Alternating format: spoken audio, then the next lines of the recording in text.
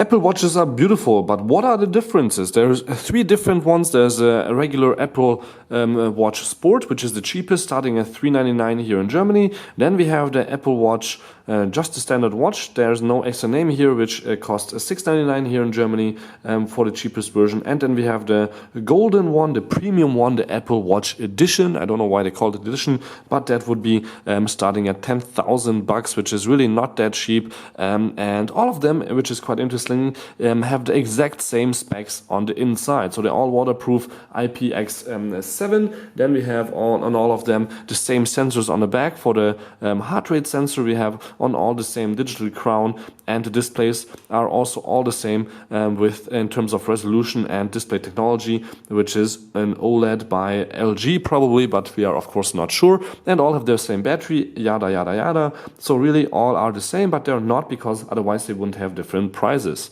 So mainly the difference is the display, the glass protecting the display actually. So we have here sapphire glass, which is a lot more scratch proof. Actually, it should be a lot more sketch-proof, because premium companies like Tissot or Tag Heuer or other companies like that are using it. Here we have the X-Ion glass, which you know from the iPhones.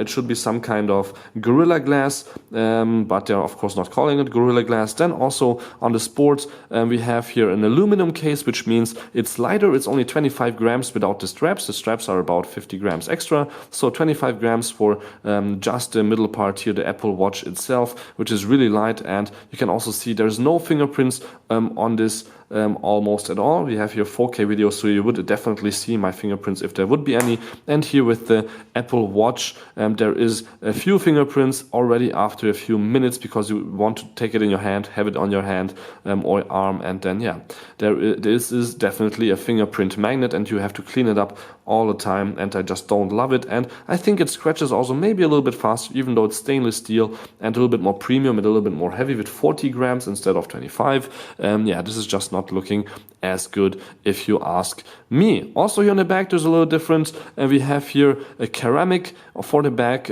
sensor cover, and here we have composite, which is I think just standard plastic. You can see it's shining a little bit different, and also the sensors seem to be implemented a little bit differently, but otherwise I think as a standard user you won't see or feel the difference, because it's always on your hand and you won't see this part anyhow.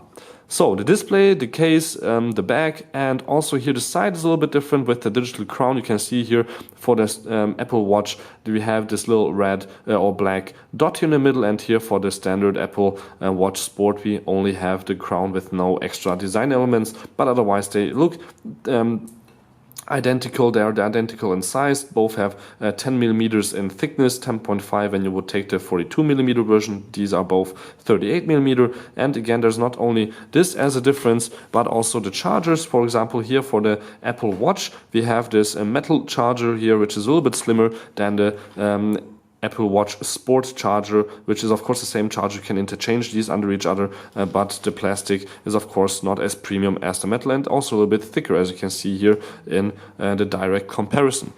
Also the boxes which they come in, so the Sport and the Apple Watch are different, but that again not that interesting, only if you want definitely this kind of box on your desk at home, not this one. But otherwise, as I said, the same displays, the same processor, everything else the same technology inside on all of them, so I would definitely only get this one because there's no fingerprints. The battery lasts the same, and you can just add any strap you want still on both of them, so it doesn't really matter which one you will choose. So thank you much for tuning in. This was just a really short comparison between the Apple Watch Sport and the Apple Watch. The next time, please tune in again. Thank you much for watching. My name is Balazs, and this was the comparison between the two cheaper Apple Watches here in Germany.